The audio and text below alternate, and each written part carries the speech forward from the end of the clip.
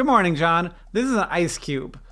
You've heard of them. It's a little weird that God, it's so slippery. It's a little weird that we call them cubes, even when they're not even close to being cube-shaped. When an ice cube reaches a temperature above 32 degrees Fahrenheit, it becomes liquid water. But John, it's around 70 degrees in this room right now, and the ice cube is still ice. So what's going on? Well, I'm gonna put the ice cube down for a little bit and we'll come back to it. Now I would like to introduce you to the scariest graph I have ever seen. It was published in a paper in 2016, actually by a friend of mine. It's a graph of sea level rise, but it is not the graph of sea level rise that we usually see. Those tend to look like this. They show how much scientists expect the sea level to have risen by a certain point in the future. And they invariably show pretty bad news. Like a full meter of sea level rise by 2100 would cost around $14 trillion a year. For comparison, all of the student loans outstanding in the US right now, about $1.5 trillion. But these graphs are showing you something called global mean sea level, or GMSL. That's where the sea level is going to be in 2100, and you can see various scenarios that the IPCC has put together. In blue, you've got RCP 2.6. That's like the best case scenario where everyone works really hard together very quickly to make sure that the total increase in temperature of the Earth is no more than 2 degrees Celsius. In red, you've got RCP 8.5. That's basically the scenario in which we do nothing. And spoiler, we're closer to that one than we are to RCP 2.6. But the scariest graph I've ever seen, I'll bring it back now,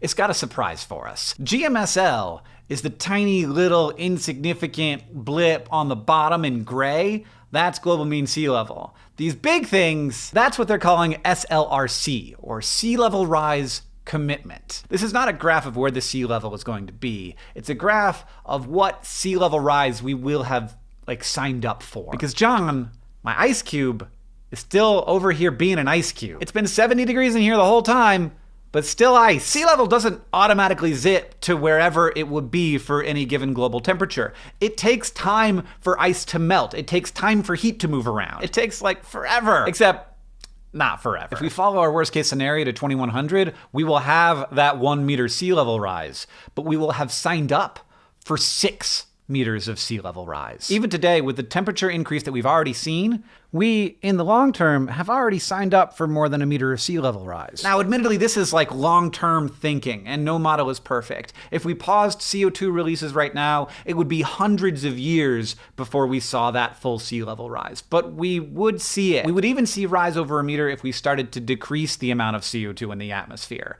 There isn't a scenario long-term that doesn't lead to more than 1 meter of sea level rise with current technology. But, John, we are humans, and we are very good at solving problems. We are just not good at solving problems that we aren't able to recognize. If we wait until 2100, when we're really gonna start feeling the actual, serious sting of climate change, we will have signed up for much, much worse than that. So, John, I'll just leave you with this. The ice is dripping, but it's still ice. I'll see you on Tuesday. John, congrats on the launch of Life's Library. You got those first 1,000 people, and now it is open for folks to sign up. I just did it myself. What a wonderful value. And second, if you want to hear me ramble a bunch about how I feel like I think a little bit differently about climate change than a lot of people, and maybe a little bit more of a nuanced take, I made a big long video over on Hank's channel. It has a little bit of optimism in it, which you might need right now. Check out Life's Library at lifeslibrarybookclub.com.